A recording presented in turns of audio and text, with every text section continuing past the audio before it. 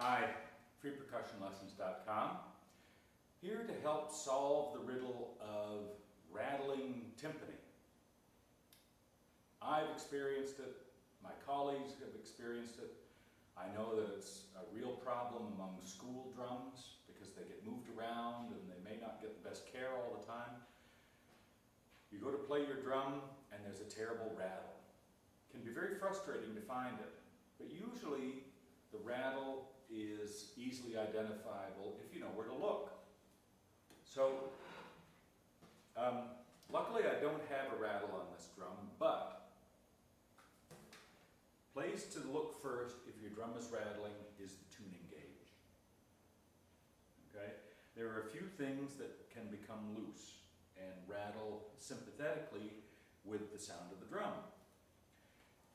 You have these tuning indicator letters. You have to make sure they're tight. Now on these drums I need a little Phillips screwdriver and I can tighten them underneath here, and I want to make them snug. I can still move them, but they're not loose and rattling. The needle that moves up and down, that can rattle sometimes. It may have been bent and it's too close to the tuning gauge itself. Don't be afraid to bend that back a little bit. On this one, and on all my tuning gauges, I put a little piece of moleskin.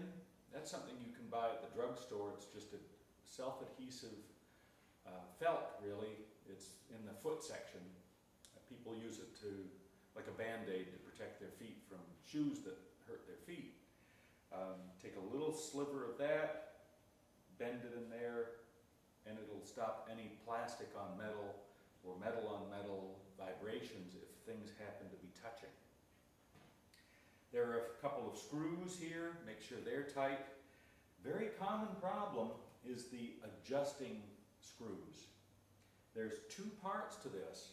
There's a lock nut, and if the lock nut is loose, it's going to rattle. So make sure the lock nut is down snug and nothing is moving around. Check all of your nuts and screws and bolts, and you should have a fairly rattle-free drum. But those are some of the things to look for.